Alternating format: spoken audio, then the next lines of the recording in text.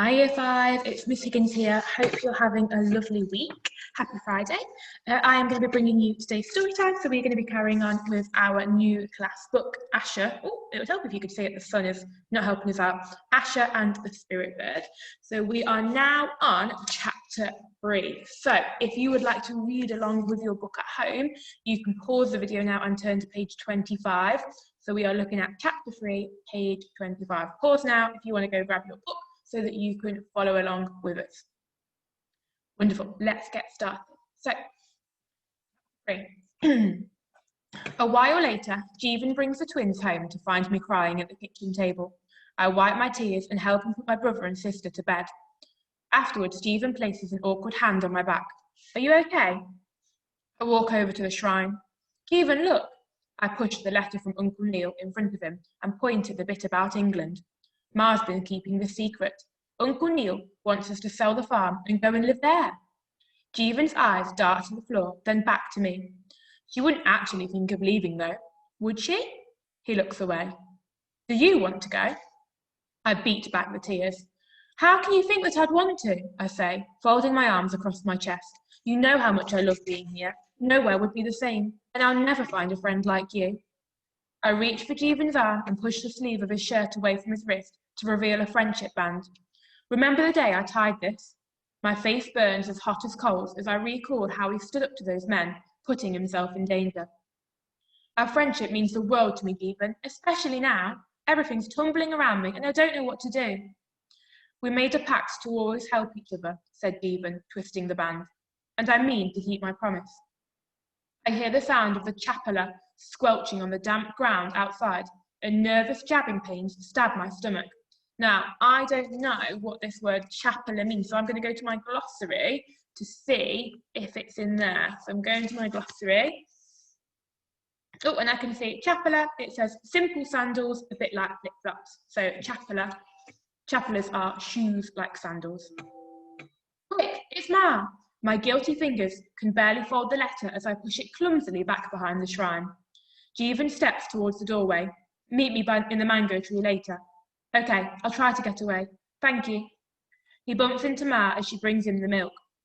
Were you helping Asher with her homework? She tries a smile and ruffles his hair. He quickly smooths it back down. Yes, something like that, he adds under his breath, the secret turning his cheeks red. See you tomorrow. Let's eat, says Ma, letting out a long sigh and striking a match to light the stove. Call Rowan and Rupert, will you?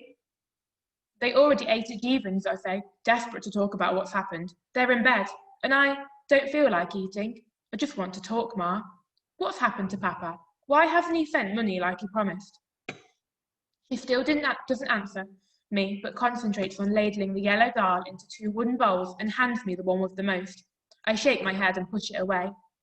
Come on, Asher, you have to eat. It's Monday tomorrow and you've got school.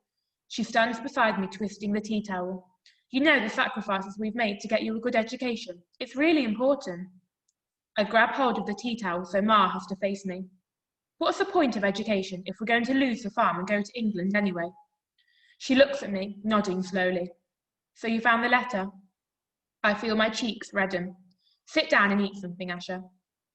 I throw myself onto the wooden bench and tear at the rock-hard roti left over from this morning.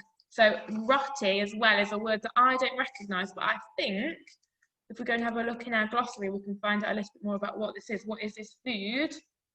Is it in here? Yes, that Asher is eating. So a roti is a flatbread made of whole wheat flour and cooked on the griddle, similar to a Mexican tortilla. So it's a bit like a tortilla wrap. So again, that was me using my comprehension monitoring. I knew that I didn't know that word, so I went to have a look at my glossary to find out the meaning. Rock hard roti, left over from this morning, dunk a piece viciously into the dal and shove it in my mouth. But it won't go down and it scratches my throat. That's right, eat up. Ma's brow is set in a deep furrow as she pours a cupful of the milk and begins heating it. This will give you some strength. She sprinkles cinnamon and places a frothy warm drink gently in front of me. I sip at the milk, forcing the hard bread down my throat. Will they really come back? At Diwali? I ask, afraid of what she's going to say. And if they do, will we really have to sell the farm? Ma doesn't reply. She just clasps her hands together and stares at the doorway. I know what the answer is. Yes. If only we knew where my ma hid her gold, she says after a long pause. It's as if she's in another world. Nanaji had gold. She only told me about it when she was dying. She was feverish, so I was never sure how true it was. What did she tell you? She said that it was a collection of all the precious gold dowries given to the daughters of our family. Each generation from way back added to the treasure and passed it on. She said there were ancient engraved bangles, earrings, necklaces.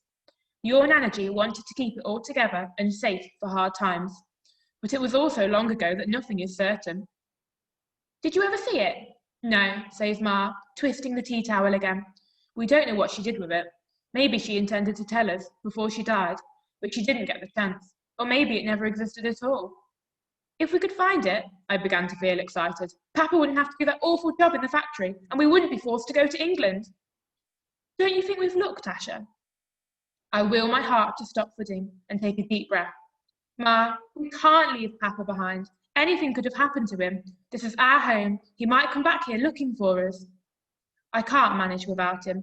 I've been to Sonahar to get a clear phone signal. I tried the number he gave us over and over again, but it's dead.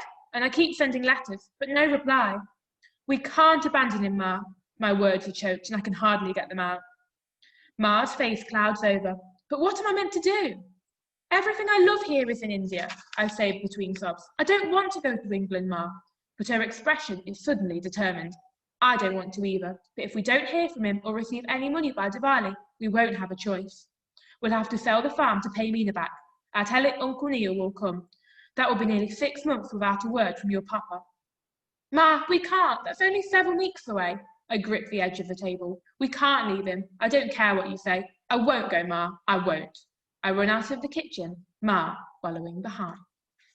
That was chapter 3 of Asha and the Spirit Bird. So now Asha is going to have to come up with a plan to help save the farm. So hopefully we don't have to go to England. So next time, on Monday, when you have your story time, we'll find out more about what she's going to plan to do. So that is everything from us this week. Have a lovely weekend and we will see you next week. Bye.